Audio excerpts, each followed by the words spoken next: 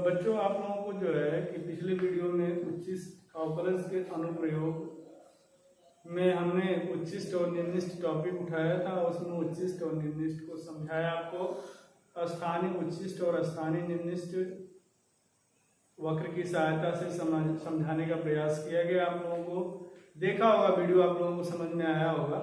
इसी टॉपिक के जो है अंदर जो है दो तीन थ्योरी भी जो बची हुई है जिसको आपको हम पढ़ाते हैं। अब हमारा ये है कि पॉइंट ये है कि प्रथम अवकलज परीक्षण। तो जैसे प्रथम अवकलज परीक्षण आप तो जानते हैं कि ना, प्रथम अवकलन को जो है dy बाई dx कहिए, चाहे क्या है f डैश x कहिए, और द्वितीय को क्या कहा जाता है f डबल डैश x या d2y बाई क्या है dx2। तो ये आप समझने का यहाँ प्रयास करिए। थोड़ा सा लिखित की तरह है।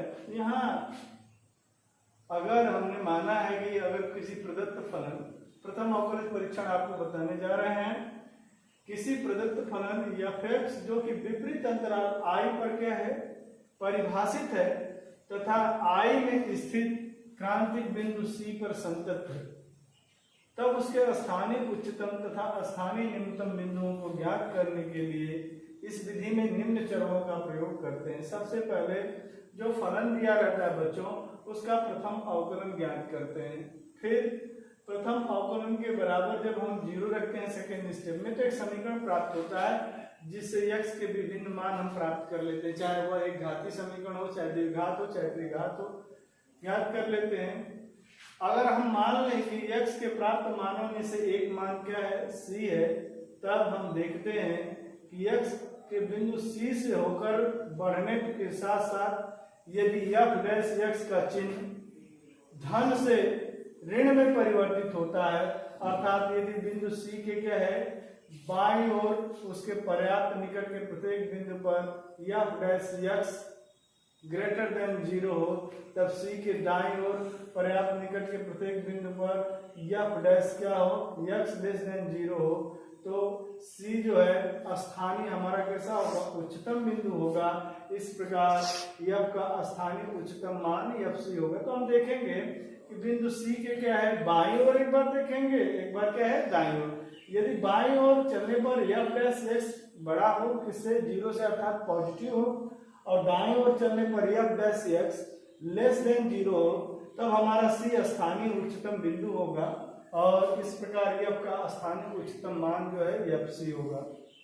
सेकेंड पॉइंट है कि x के बिंदु C से होकर बढ़ने के साथ साथ यदि f डैश का चिन्ह ऋण से धन में परिवर्तित होता है। देखिए यहाँ दोनों का क्रम उल्टा है ना, कि यहाँ धन से ऋण है, यहाँ ऋण से क्या है धन में परिवर्तित होता है। अर्थात यदि बिंदु C के बाईं ओर उसके पर्याप्त निकट के प्रत्येक बिंदु पर बाईं ओर दिखेगा f dash x greater than 0, तो C स्थानीय निम्नतम बिंदु होगा। इस प्रकार है ना, f का स्थानीय निम्नतम मान fc होगा। अब मैं आपको बताऊं कि थर्ड पॉइंट है कि x के बिंदु C से होकर बढ़ने के साथ साथ यदि f डैश x का चिन्ह परिवर्तित नहीं होता है, तो C न तो स्थानीय उच्चतम बिंदु है और न ही स्थानीय निम्नतम बिंदु है। वास्तव में इस प्रकार के बिंदु को नति परिवर्तन बिंदु कहते हैं। अब मैं आपको बताना चाहता हूं जो बहुत ही महत्वपूर्ण है, प्रथम अवकलज परीक्षण से भी आसान है द्वितीय अवकलज परीक्षण। इसमें हम ले लेते हैं कि किसी प्रदत्त फलन f जो विपरीत अंतराल i पर परिभाषित है तथा i में स्थित बिंदु C पर लगातार 2 बार अवकलनीय है, तब उसके स्थानीय उच्चतम तथा स्थानीय निम्नतम बिंदुओं को ज्ञात करने के लिए इस विधि को अपनाते हैं। इस विधि में निम्न चरणों का प्रयोग करते हैं। पहला, दिए गए फलन f से f डैश x ज्ञात कर लेते हैं।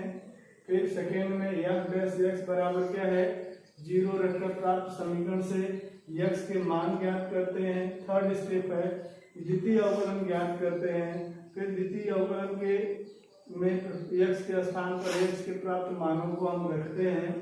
यदि प्राप्त मानों में से एक मान हमारा क्या हो सी हो तो एफ डबल डैश सी अगर छोटा है 0 से तो अर्थात ऋणात्मक है तो x बराबर सी स्थानीय उच्चतम का एक बिंदु होगा।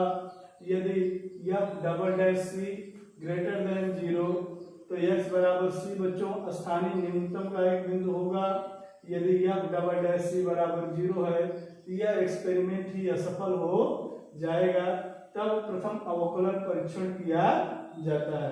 अब हमारा पॉइंट है बच्चों, एक समृद्ध अंतराल में फलन का उच्चतम और न्यूनतम मान। इसके लिए हमने मान लिया कि एक बंद अंतराल I बराबर AB पर यह क्या है, संतत फलन है, तब यह का निरपेक्ष उच्चतम मान होता है और I में कम से कम एक बार यह मान क्या करता है, प्राप्त करता है तथा यह का निरपेक्ष न्यूनतम मान भी होता है और I में कम से कम एक बार यह मान क्या करता है, प्राप्त करता है। दूसरा पॉइंट है, हमने मान लिया कि समृद्ध अंतराल I पर यह क्या है, अवकलनीय फलन है और माना कि I का कोई आंतरिक बिंदु C है, तब यदि C पर f का निरपेक्ष उच्चतम मान प्राप्त करता है तो निश्चित है कि f डैश C बराबर 0 होगा।